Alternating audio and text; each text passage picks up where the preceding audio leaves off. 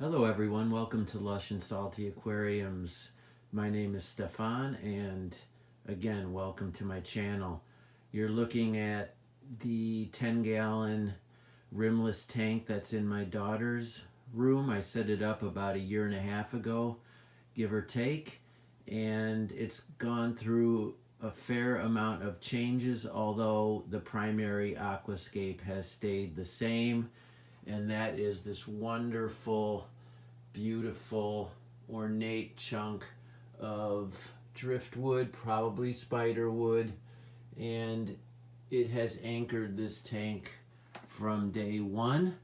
I had originally set it up as a pea puffer tank with the idea that those adorable creatures would inhabit the nooks and crannies of this driftwood, which they did, but I never saw them, and that may or may not have been because they were super happy and enjoying their ornate nooks and crannies, or it just didn't work out for them, and gradually I stopped seeing them. There's still one or two in here. I'm certain of it because I find dead snail shells, or I should say the empty snail shells. There's a couple there, which means they're still feeding because that's their primary diet. They've left the ornamental shrimp alone. You see a few beautiful cherry shrimp right there. And I've got a couple of the white tetras, long fin variety, and then a ton of guppies, all male and mostly endlers.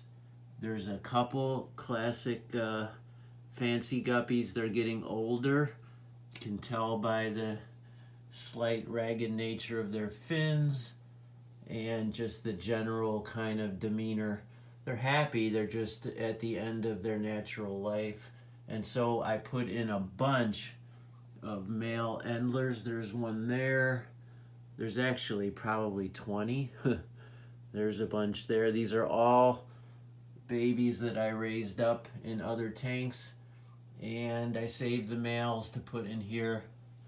I also have a beta, which is not recommended in such a community setup, and I think that one is actually blind. I believe it has cataracts, but I take a little extra care of it, and it's been in here since the beginning as well. The reason I even have a beta in here at all is because I received 5 in the mail from an online seller when I only ordered 1, and I had nowhere to house them, so I had to be reckless.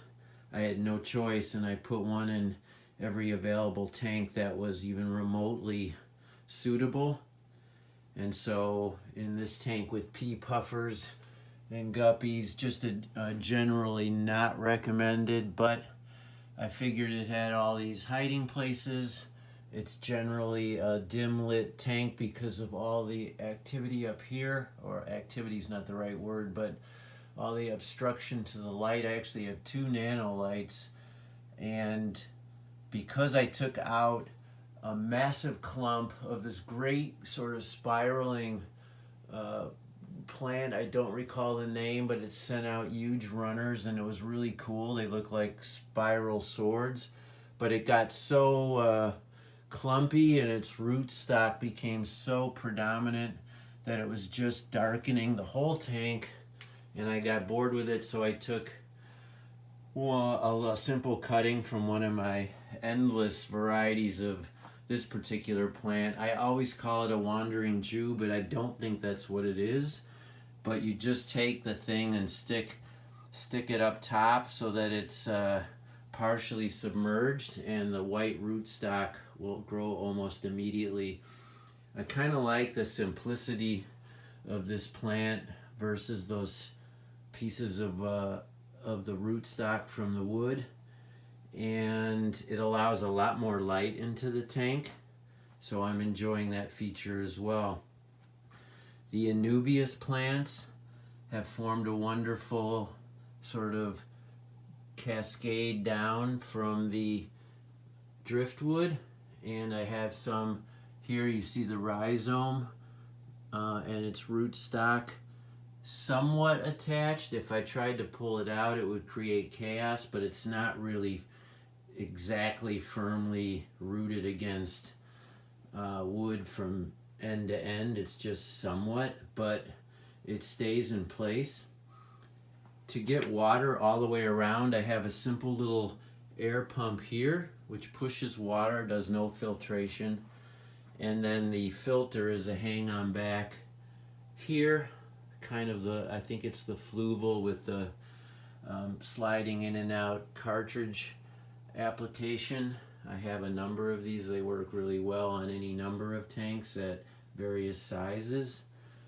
And you can see there's no detritus or debris, save for a few snails, some empty, some still living. I have a rabbit snail in here, which is a really neat invertebrate, but I don't see him right now. There's a black bar endler, there's the beta, there's some of the fancy guppies, and I don't know, the tank looks pretty good to me. I did a serious amount of pulling and cutting. I gave it a massive haircut, the water changed the filter, and then I saw what I had, and now I'm filming it for you. Anyway, I hope you enjoy this look at my dim lit bogwood tank. Don't have a better name for it.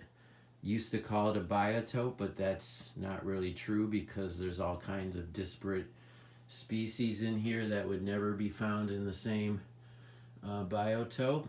But all in all, a really satisfying, beautiful, quiet, clean aquarium.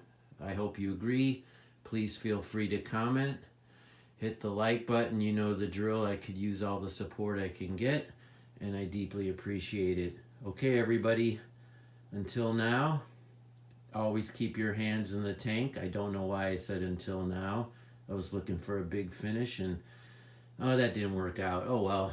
The on and off again excellence and performance anxiety of a YouTube fish keeper on full display. Always keep your hands in the tank. Ciao for now.